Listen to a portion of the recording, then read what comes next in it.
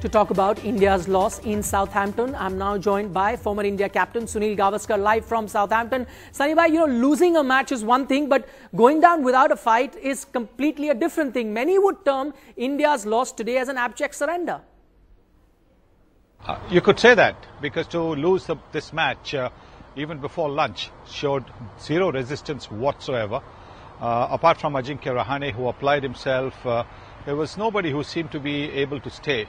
I have to also qualify that by saying that Jimmy Anderson bowled some superb deliveries, so the best of batsmen could have got out to that. But just got the impression that there was really no resistance, no fight, and that is a disappointing aspect.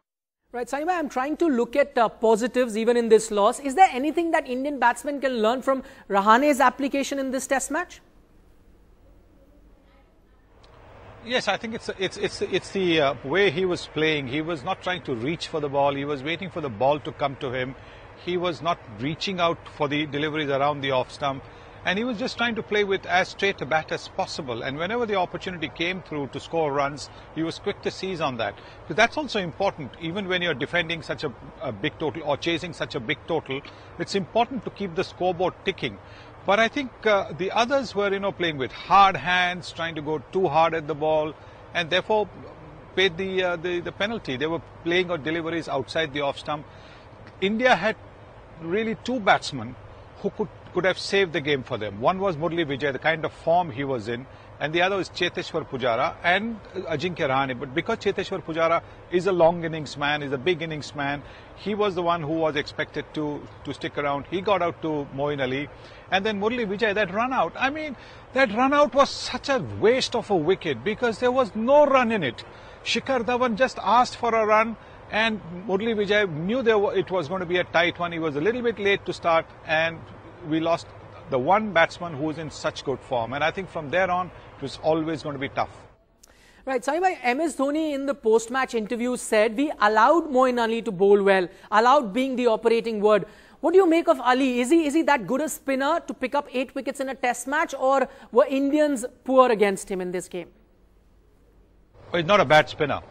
I think what the mistake is being made is that everybody thinks that he's going to be somebody like Graham Swan. Swan was an outstanding bowler, great bowler, a bowler who could bowl on any type of surface, didn't need a pitch which was turning for him to get wickets, because he could do it because of flight and loop. Moeen Ali doesn't quite have that flight and loop, but he's very accurate. He doesn't give you too many bad deliveries. And on a pitch where there was something in it on the fourth evening and this morning, he managed to get the ball to turn. And because he's flatter and quicker through the air, he's not easy to get after. So, yes, I think maybe Moeen Ali is underestimated, and that's why they think that they didn't play him well or they shouldn't have got out to him. But the fact of the matter is that Moeen Ali is underestimated. India does play much better spinners than him. And I think they've got to look at not so much Moeen Ali. He got 6 wickets, but it's the earlier wickets. It's the start. It's where Anderson is coming and picking the big prize wickets that they have to look at.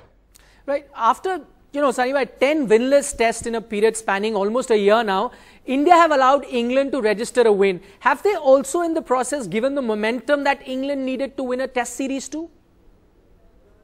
They have, of course they have.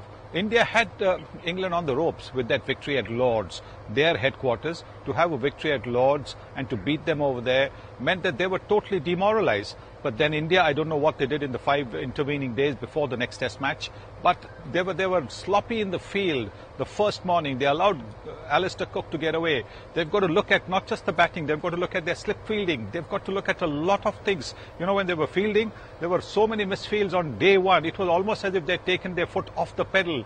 And I think that has been the problem with Indian cricket since 1930s, being just that little bit complacent. And I think it's something that this Indian team, which is much more professional than the teams of 1930s, to address that and address that very, very quickly. Otherwise, the series will slip out of the hands. Okay, now looking back at this test match, what do you think? Did India get their playing 11 wrong? No, I don't think so. I think their playing 11 was right because look, it was their batting which was giving them issues in the first 2 test matches. So they added another batsman in place of Stuart Binney. That was totally understandable. And they didn't, tinker too much with the bowling. When Ishant Sharma dropped out because of an ankle injury, they got in Pankaj Singh. So with 4 bowlers having done the job at Lords, for them to think the same sort of set of 4 bowlers, 3 seamers and a spinner, could do the job, could at least do the holding job. Look, it's the batting that has let them down, not so much the bowling. Yes, the bowling, if the catches had been taken, the bowling also would have risen to the occasion. So it's got to be an all-round performance, just like it was at Lords. At Lords, it was an all-round performance, and that's what they need. Okay, now much has been made of the pitches here in this test series, be it in Lords and now in Southampton too.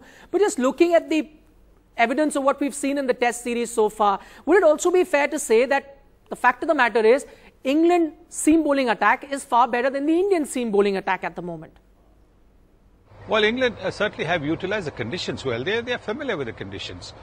Jimmy Anderson and Stuart Broad know where to bowl, what areas to bowl, what length to bowl. They've mixed the short ball with some very good swinging deliveries, and that's why they made it difficult for the Indian batsmen.